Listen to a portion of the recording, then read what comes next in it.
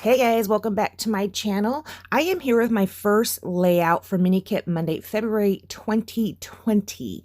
Now this month, Becky and Kristin are going to be joining us as guest designers, so I will have them linked down below, as well as all the regular ladies who participate with us.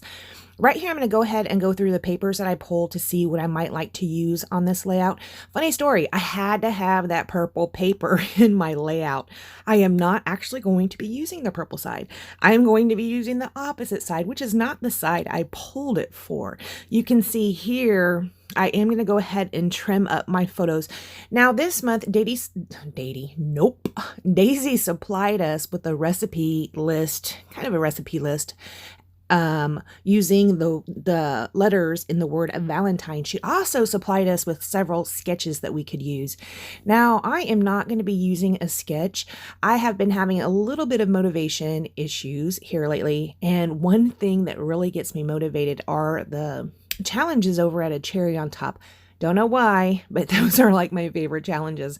So I did pop over there and did one of the challenges over there for this layout. Now I did scrap lift somebody. It was Deanna13, and if I remember, I will link her down below. Anyway, this right here is that purple paper. Never in a million years would I have thought that I would use this side of it, but I did. Here you go. I am going to go ahead and outline all the papers that I use on here. I'm going to use a yellow strip and also a pink strip on here. The basic layout, the way it is set up with that larger paper and then those two strips, and also the outlining, are things that I did scrap lift from Deanna, which again, I will try to have her linked down below. I don't know where to find her on social media other than at A Cherry on Top, which I know is not social media, but I will link you to her gallery if I do remember to do that. So I am outlining everything on here. This yellow paper and this beautiful pink, I believe that pink is a close to my heart paper. I really like that one a lot. Might need to get my hands on another one of those.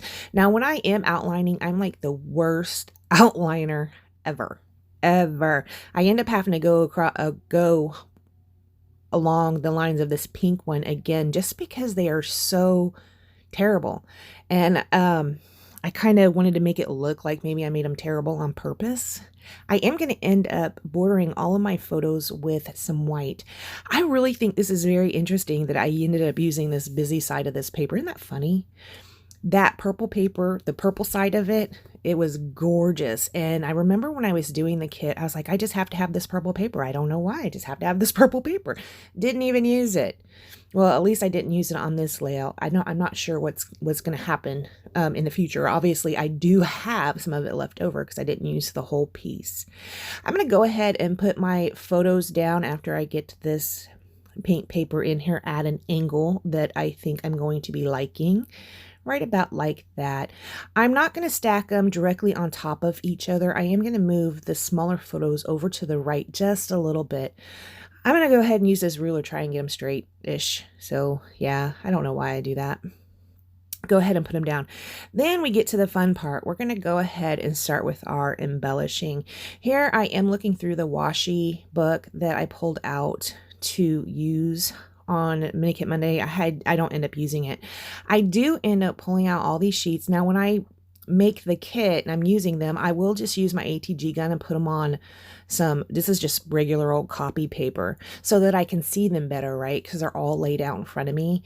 So, and if the paper rips like that one did, you saw right there, the paper ripped in the back of it. I don't care. It's copy paper. I mean, it's like 0.001 cent for a piece of that. So yeah, that's what I do. I do like to have my embellishments laid out where I can see them without having to dig through them. Here I'm also going to be pulling out these Pink Fresh Studio epoxy stickers, and the ones I think I'm going to be using, I do take the sticky off of the back just in case. And also here I'm looking for a title. I do use that black happy as part of my title, and I'm also going through the rest of those stickers. Now I cut the sticker sheet down so that it will fit in that tray. Yes, I had to get one of those trays that Shannon has, or not a tray, but like a kit box that Shannon has, and Janet ended up going and buying, and I'm like, dang, now I have to have it.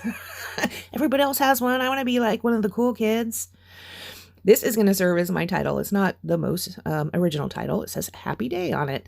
I'm going to go ahead and start building this cluster over to the right-hand side of my photos. In fact, other than the title spot, that's going to be my only cluster.